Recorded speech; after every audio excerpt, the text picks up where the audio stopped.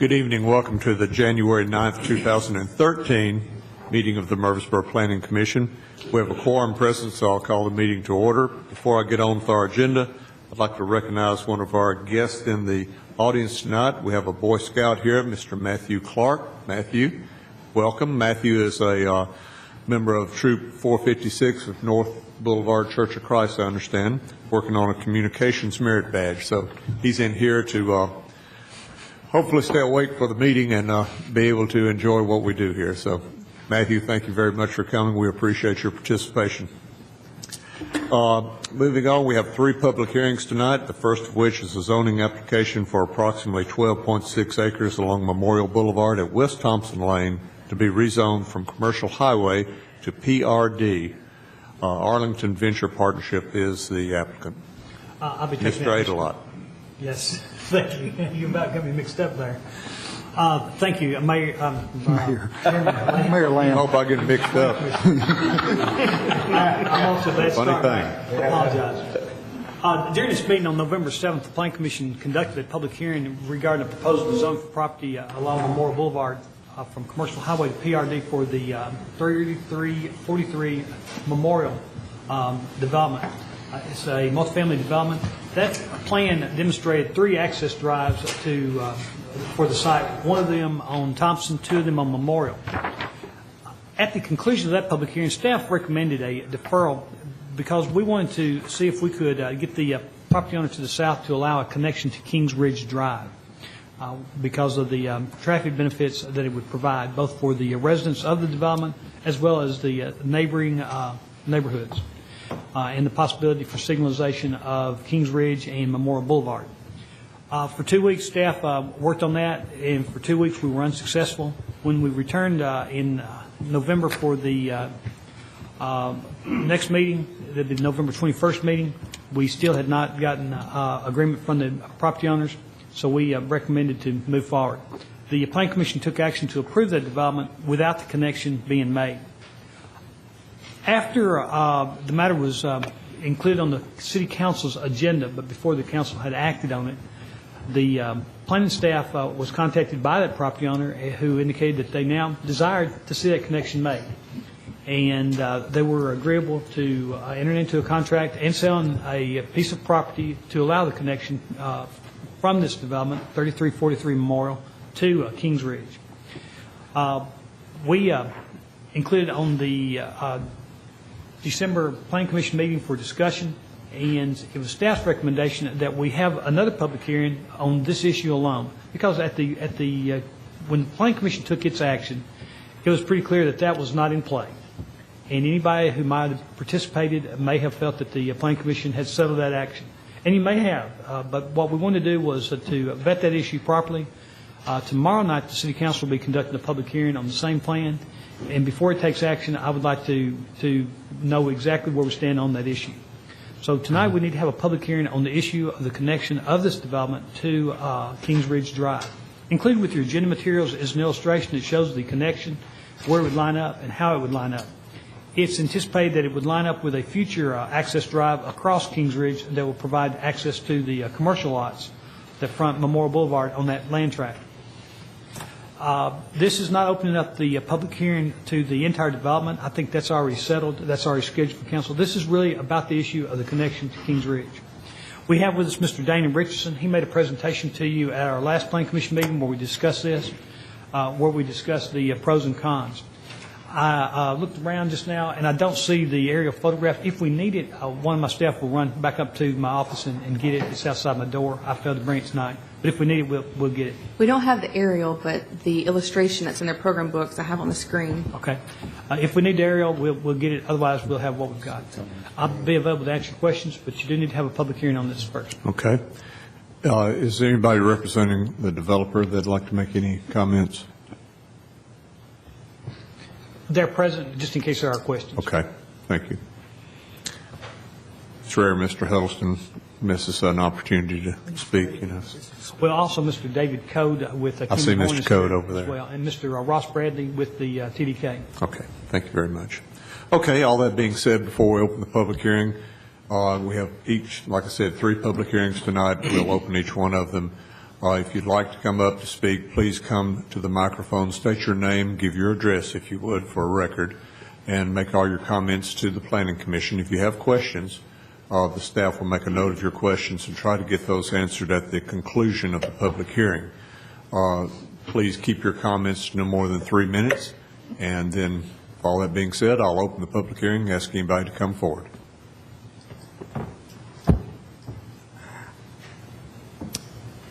Anybody at all? Okay. I'll close the public hearing. Mr. Chairman, Mr. Young. I think that this is a win-win for everybody. I think it will enhance the project, the 3343.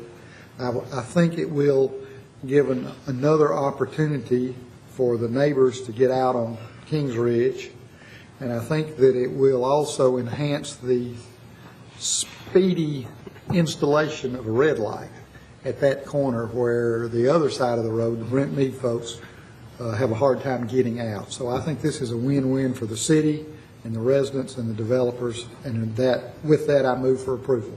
Second. All in favor indicate by saying aye. Aye. All opposed.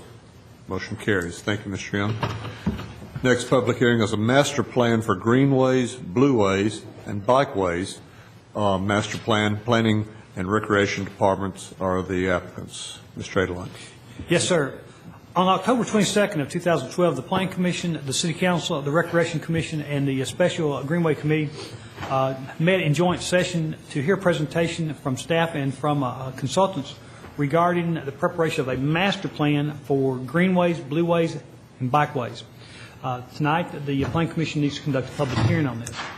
This is not our first master plan on bikeways and on greenways. We've had one already in the past, and it is actually nearing the end of its useful life. It's time to update it and look into the future, and that's what this is about. As part of this effort, we have had a special committee appointed. Mr. Kurt Wade on the Planning Commission has served on this, along with several people I see in the audience, Mr. Randall Branch in particular, who served on it. And all the other members of the committee, please raise your hand. Mr. Richardson, I know you were. Mr. Ives, myself, we were on the committee. We, along with other members of the public, participated in helping our consultants, and our consultants included Jeff Hammonds with RPM and, I've just got a lapse of memory. John Lavender with Lawson Associates, as they developed their plan. The plan, we heard a presentation from it. We should be knowledgeable about it. We have a copy of it in your agenda materials. As a master plan, this is not like a matter of zoning or a matter of annexation. Tonight you're going to take action on this plan. Now we'll send it to City Council for them to take concurrent action, but this is going to be a matter of adoption. This is not going to be recommend for approval. This is adoption. So if there's things need to be changed, we need to defer action or we need to make changes in it tonight. If there's questions, our consultants are going to be coming forward to answer your questions. Also, unlike matters of annexation and zoning, we did have our 30-day advance notice for this public hearing. I double-checked and rechecked and then checked again to make sure I didn't drop the ball on this one. It's a little unusual, but because of the consequences of not doing it right, we wanted to double-check. This is a document that has to be taken with some flexibility. A zoning line is very sharp. A city limits line is very sharp. With a master plan, we don't always have the final information on a piece of property that may be studied. To give you an example, when we will be studying subdivision plats in the future, we don't know where they will be today. We have an idea where they will be, and we have an idea how they will align, and we have an idea of what kind of bicycle paths or facilities may be needed. We have an idea of where greenways and what type of greenways should be. But we don't today have survey data to show exactly where on that will go. So there is some flexibility that's inherent with a master plan. There may be things that we find out that may cause us to have to modify it a little bit. But the plans here, it's going to be used as a tool for figuring, for coordinating development. It'll also be used as an important tool for budgeting. This is something that Mr. Richardson, Ms. Jackson, Laney Goodwin, and the Recreation Commission and Transportation Administration will use for budgeting for future capital plans. It's something that will help give us guidance. So it's an important tool. It's something that we don't need to take lightly. It's something that will have long-lasting impact on us. All the same, you've heard about this plan. There's no need to go and have a lengthy presentation tonight. We have had public hearings, and it's been available for the public to review. It's been posted on our internet. Tonight is that last opportunity to have a public say, to answer questions, and to make changes before you adopt it, or choose not to adopt it. But I think that you will be recommended by staff to adopt it. So with that, I'll be available to answer your questions. You need to conduct a public hearing, and then you need to take action on this plan. Okay. Any presentation needs to be made beforehand? No, sir. We have our staff and our consultants available to answer your questions, but unless you want a presentation, No. We were not going to make one tonight. But we're prepared to answer any questions that might come up. Okay. In that case, I'll open the public hearing and ask anybody to come forward that would like to speak. Same people who came up last time. Seeing nobody come forward, I'll close the public hearing. I want to thank the committee for what they've done. I mean, the people that have met on this and worked on the staff. Mr. Richardson, thank you for everything, because it looks like a great plan. A lot of work went into it, and I know a lot of times people toil behind the scenes on these things and really not get the recognition, so you certainly get our thanks. Is there other comments? If there's not, we're ready for a motion. I have one question. Sure. Mr. Alott, if a developer comes along and this master plan is in place and there is a bike path or whatever that's already part of this master plan, are they asked to participate in the cost of developing that piece that's already part of that master plan, or how is that addressed with a new developer? And all that may be depends, and I want to illustrate why. If it is a development that's coming along and it's a roadway frontage, that may be considered a substandard street. As a substandard street, we may ask of him to dedicate right-of-way. Okay. There may be an element of in lieu of construction if he's just going to be an independent park that's a segment that's going to be dangerous rather than helpful. One of the things we discussed as we went through this process was how to go about seeing disjointed segments eventually pieced together. When development takes place, it's the proper time to ask an exaction from a developer. You're developing property, you're impacting the community, you need to pay your fair share into the planning process, into the infrastructure of the community. And generally, developers don't argue that. They're if they just know what's expected and it's fair, they are willing to do it. Part of the plan helps to make it fair, because as they're buying land and going through due diligence, they're able to investigate it, see the cost, and they're able to realize the benefit of it for their development. Because most developers realize they're building a community, and they want that type of amenity. It may be that rather than construct a portion of the bikeway or greenway, we may ask for a payment in lieu of construction. We do that with drainage in some cases. We do that with substandard roads. Actually, very frequently, almost with every new development, we see that sort of thing happen. So that's the way we'll do it. We're going to have to often see where it is and what it is specifically. In my initial comments, I made a mention of inherent flexibility, the need to have some flexibility, and that as development plans are submitted, we'll know more about the specific conditions on the ground. So that is why I say it depends. Yeah. We'll just have to know a little bit more. And that's part of your job as a planning commission. Because it's a broad area, so which is a good thing. Don't get me wrong, but I was just curious as to. It may be that as we get closer, we find that the bicycle plan needs to be adjusted a little bit, alignments. But generally, the benefit of the document is giving people notice, letting them know what's happening, and so as they enter into a due diligence, as they're planning, they can know what to expect. The developer that is blindsided feels cheated. The developer that can see it coming is a happy developer. Thank you. Good question. Good question. Thank you.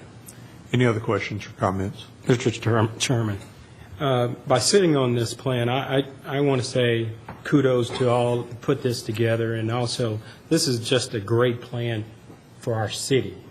And when I say a great plan for our city, it's a great plan because it's going to affect everything that we do in our city, and it's going to be a progressive plan. It's going to be for families. It's a great opportunity for kids, families, all to entwine with one another by the greenways, blueways, and bikeways. So I make a motion to approve. I'll second that motion. Thank you, Mr. Wade. Mr. Clark, all in favor say aye. Aye. All opposed? Motion carries. Going into the third and final public hearing, annexation request for approximately 3.27 acres adjacent to Sinking Creek wastewater treatment plant. Murfreesboro Water and Sewer Department is the applicant. Ms. Ely. Thank you, sir. Our third and final public hearing this evening is to consider the plan of adopting a plan of services for an area located just south of the wastewater treatment plant. The subject area is a portion of property owned by the Ford family. The subject area is 3.27 acres, and it's the area colored blue on the map that's on the screen. The area that is green on the screen is the current city limits. The subject property is adjacent to the Water and Sewer Department's wastewater treatment plant. The department has a need to purchase property in order to construct a new headworks facility for that wastewater treatment plant. I'll go to the next slide, which shows an ortho photo of the site, and you can see that the subject property is directly contiguous with the facility, and that's where the headworks facility is proposed to go. The annexation is before you because as we develop the site, the city wants to ensure that permitting authority is all under one jurisdiction, and that be the city of Murfreesboro, so that when there's any kind of review of plans, that they won't be required to get them from both the city and county, but they can just go through the city of Murfreesboro's process. The subject property is located within the city's urban growth boundary. It is contiguous with current city limits. No other properties need to be annexed for this portion of property to be annexed, and there is no right-of-way being considered as a part of this annexation. You do have before you the plan of services, which outlines what services the city can provide and provides a time frame for those services. Quite frankly, most of the services are already being provided to the facility, so if this were to be annexed and developed, it would continue to receive services through that facility. The access is on Blanton Drive, and you can't see that on the maps that you have, but access to the site would be from Blanton Drive through the Water and Sewer Department's facility, and then that's how it would be accessed, although there would be no need for the public to go back here.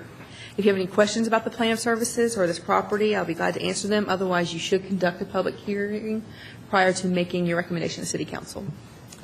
Any questions for staff? If not, I'll open the public hearing, ask anybody to come forward that would like to speak.